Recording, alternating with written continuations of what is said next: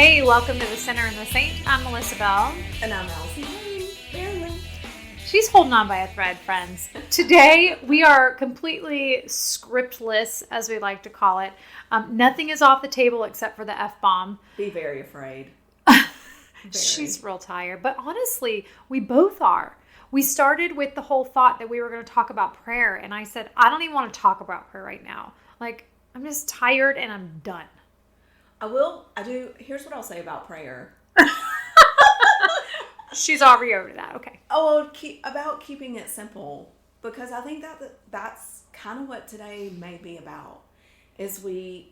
Life is complicated. And sometimes we don't help ourselves. We keep it complicated. And I had a really insane day the other week. And thankfully, I saw God at work all throughout the day. And we were talking all throughout the day. And I was... Her and God, by the way. Oh, yeah. Facts. And then at the end of the day, it was my turn to say the blessing. And I simply said, Dear God, thank you. Amen. And everybody in the family just opened their eyes and looked at me like, what? That's all you got? No, not our colorful prayer. Come on, Mom. And I'm like, it was a great lesson. Sometimes that is enough. Truly, that was all I had. I truly meant it from the bottom of my heart. And we had been in conversation all day long, and he knew it. And sometimes we just need to keep it simple. Yeah, and so if that's where you're at today, if you don't even have the thoughts or the words to pray, Allison said, I don't even have any words. And I was like, well, this will be interesting recording a podcast with you because you don't have any words today. But, we're all exhausted. But I do want to say one thing. As I was heading over here, I was thinking of all the things. I am almost 48. Did I think my life would be like this at 48? So, Allison, I don't know if you ever thought previously what you would look like at 48. Is this what you thought? I don't think I ever got that far. Yeah, me when either. they ask you that question, they're like, where will you be 5 years from now? Where will you be 10 years from now? I'm like, dude, really? I'm just trying to make it through today. I wanted to be, in high school, I wanted to be an interior decorator and an artist. And actually, you are doing both of those things. But you didn't just go straight from high school into those things. You took quite a few little turns. Gosh, I always had to do stuff the hard way. I think we all do. So, yeah, I guess I do. You're exactly right. We have built and sold and designed houses, and I've been able to decorate. I haven't done it for a living, but it has given us a living, right? When we resell the houses, and it's fun to help friends. I know. I'm always like, come and check this out for me and help me get this space. But, maybe you're at a point in your life where you're, and you're just turning 40 and you're thinking, gosh, is this all there is in life? Is this really, this is not where I wanted to be in life. I just want to encourage you to look back and think about, number one, where you thought you were going to be, okay? And then think about all the turns that you took on the way there, and did anything good come out of them? So was there something really hard in your life, Allison, that took you for a surprise? It was a curveball from God, or you didn't even think it was from God. You were just like, what the heck is this? But then now looking back, you can go, wow, that was life-changing. Thank you, God. My whole life? Give us an instance. Give us one of your favorite, also shocking instances, maybe. Oh, gosh. Well, I'd like to point out first that along the way, just like the whole interior decorator thing, sometimes when we want something, Can we just call you an interior designer? Because decorator, I feel like you're going to put ruffle curtains up. Okay, interior designer. Yeah. Okay. Interior designer. I wanted to do that. I am doing that. Did it look the way I thought it might look? Oh, there it is. Do you know what I mean? Yep. It didn't look the way that I imagined it to look, the way the world said it should look, that you go to design school and you get your degree and you open a little shop and you help people come in and pick out their pillows and their matching things. I don't do that. But I am still an interior decorator. I think what's interesting is, God placed that in your heart. Like that is a gift and a talent of yours that God had given to you early on, and shown it to you. But then, of course, you didn't do it the way the world told you to do it. So you thought you weren't actually accomplishing it. Oh, yes, girl. But now you're looking back and you're going, actually. Dang. Actually, and I tell, the crazy part is I tell my kids this all the time. I'm like, we don't fit in boxes. Our family doesn't fit in a box. We don't do things the way the world says we should. We are not of this world. And I'm like, oh, maybe you should listen to what you say to other people. Yes. And also, one of the things I never, ever thought I would do would be to public speak, because honestly, one of the most terrifying things that I ever had to do as a child in elementary school was be called on by the teacher.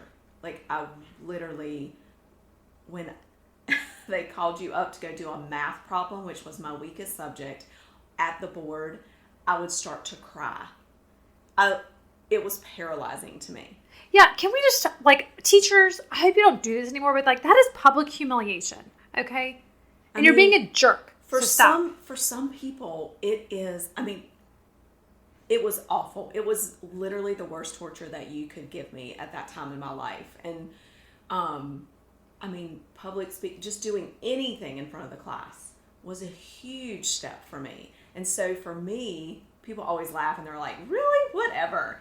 No, it was a serious thing for me. So one of the things I never ever thought I would do, even though I thought I would be an interior designer, never did I ever think that I would, for a living, stand in front of people and talk. Okay, so then... Definitely no.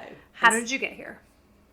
Wow. Such a super long path. But the Lord just slowly grew my confidence, slowly gave me little tiny experiences, and then threw me out of the whale's mouth, up onto land, and was like, do your thing, lady. But you also didn't suddenly go, oh, okay, the script for a speaker is to go to seminary school and to study this and to know Hebrew. You didn't do that either. I didn't. I did not. And yet God still uses you in a way that A, you never thought you could be used, and B, in a way that the world, you didn't take the worldly path or the scripted path. That's right. I don't think I ever do. I don't think any of us ever do. Or at least the script that we have in our minds sometimes. And we think that when that isn't happening, that things are just a hot mess. And they do feel like that, let's be honest. It feels like a hot mess if you're doing the scripted route or you're not doing the scripted route, FYI. Yeah. But when you can look back and kind of take a moment and reflect, it does make so much sense. Well, it's so funny because I was my son was having football practice, and I was at a park, and there's this little 1/4-mile track, and it's a cement track, and you can see most of it, and there's a little marker that tells you how long it is and how many laps, blah, blah, blah. So I would just go during football practice and just run that loop. So I could calculate how far I was going, how fast I was going. I knew where it started. I knew where it ended. I knew all the things, right? And I ran that track for week after week.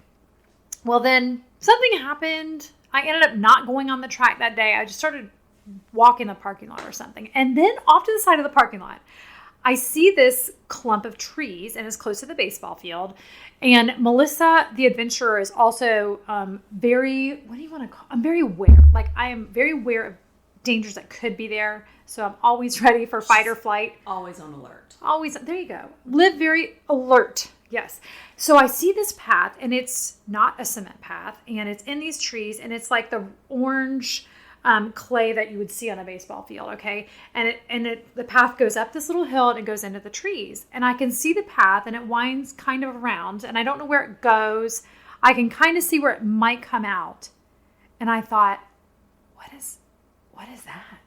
I mean, if I go walk on that, I'm not really going to know how far I'm going, and I don't really know. I'm pretty confident that it's not going somewhere dangerous because I can kind of get a glimpse of the whole area. And so I just decided, I'm just going to go. I'm going to go do that thing. Wow. So I go walking up. That's a big step for you, actually. I mean, right, yeah. for you. I mean, it really is. I think acknowledging that is a big thing. So I go walking on this path, right? But I'm still walking with my agenda.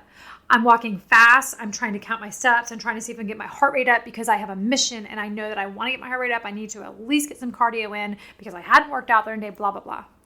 And all of a sudden, God's like, just slow down. Just slow down for a minute. Walk slow. It doesn't matter. You're still going the same distance. Doesn't matter how fast you go. You still did the mile. Does it have to be fast? Are you missing stuff on the path? And I thought, gosh, I just traded one path, my trajectory for my life, for a different one. Whether you're a mom, and this is the route that moms take. You're supposed to take your kids to carpool. You're supposed to cook dinner every night. This is what you do. And if I'm doing it like the script says, I'm doing it right.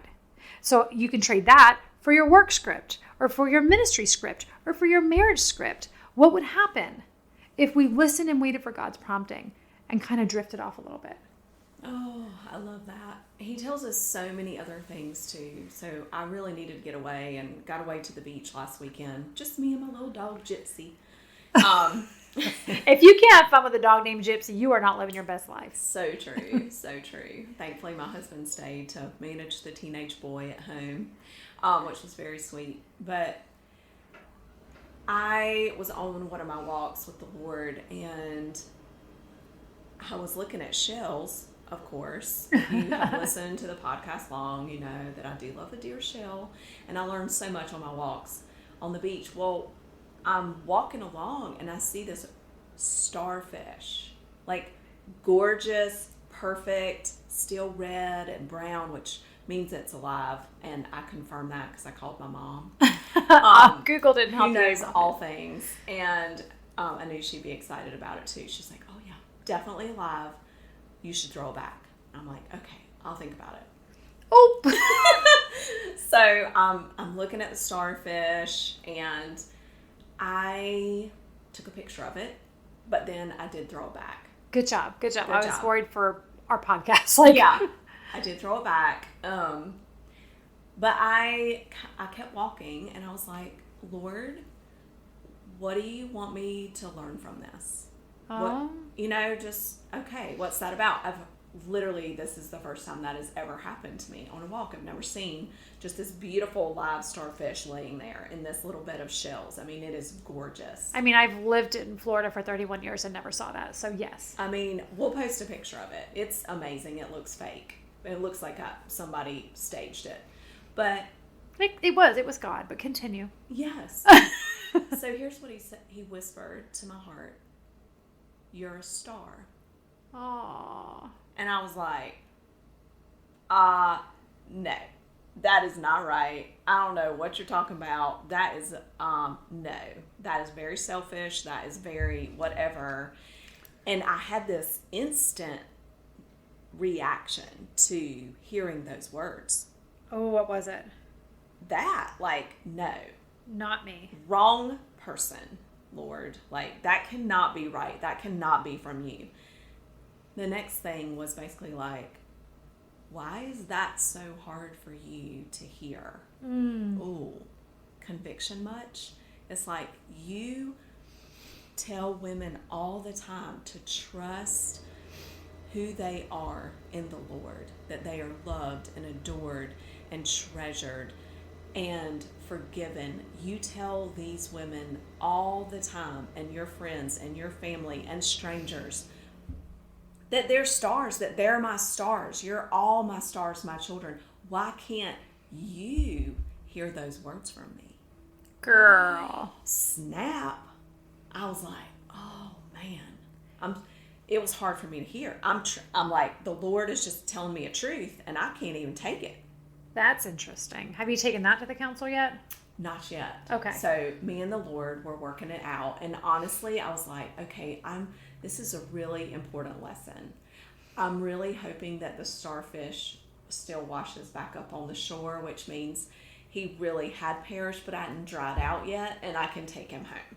because this is like, I need you now. Come back, Starfish. Sacrifice for this lesson. I want to take you home as my little reminder.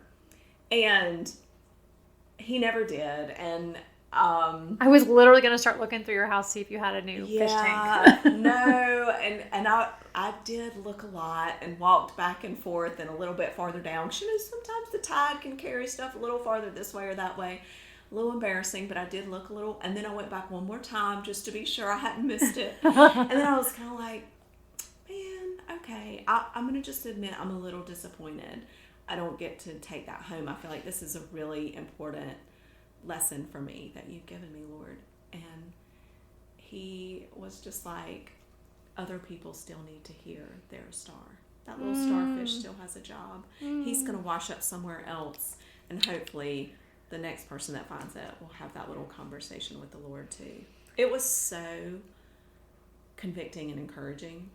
Yeah. I remember you and I had a moment on the beach last summer, and I'm not going to go into it, but I said something to you similar. Mm-hmm. I said, you tell women this all the time, but then I see you saying different things to yourself, and you're like, oh. And I think all of us do that. I think we all feel like we have to put on a mask, which we talked about masks so many episodes ago. I have on my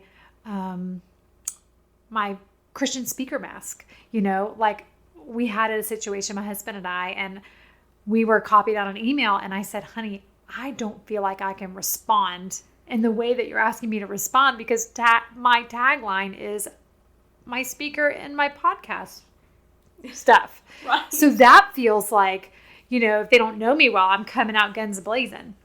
But you all know that Melissa does come out guns a-blazing, and Jesus still loves her, right?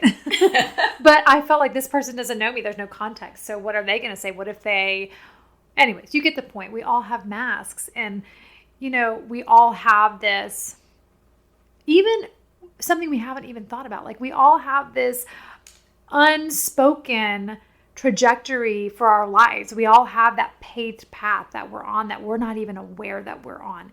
And if we're not doing it just like that paved path says we should, then we feel like we're doing it wrong.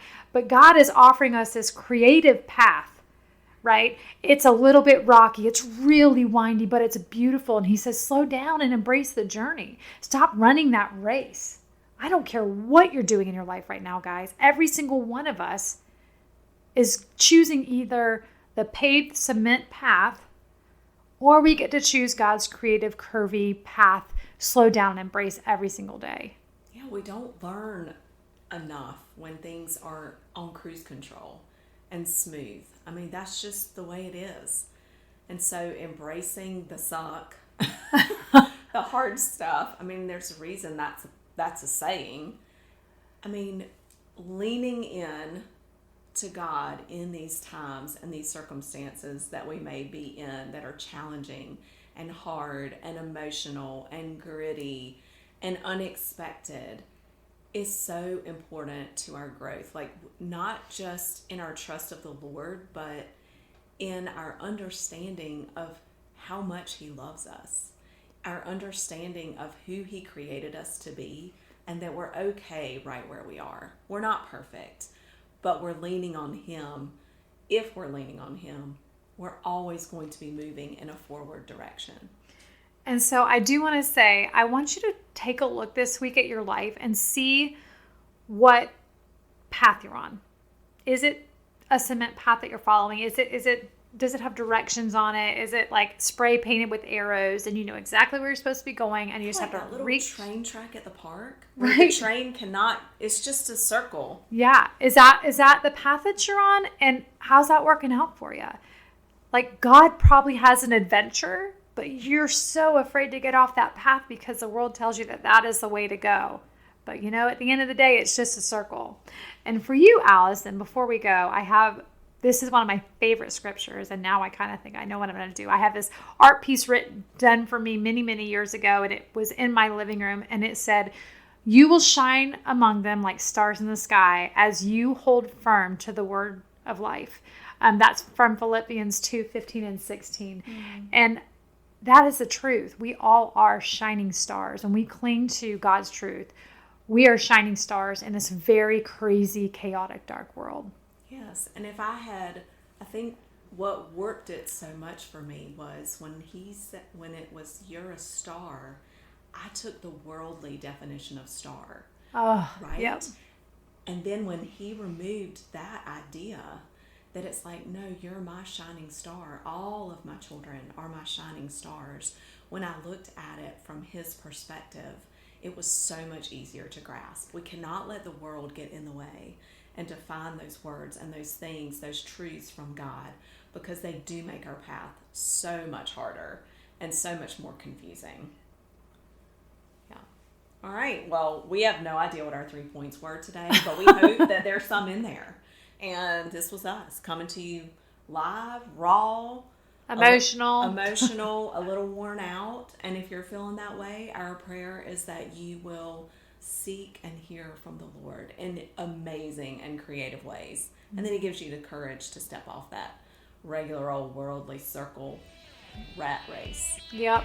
See you next time on The Sinner and the Saint.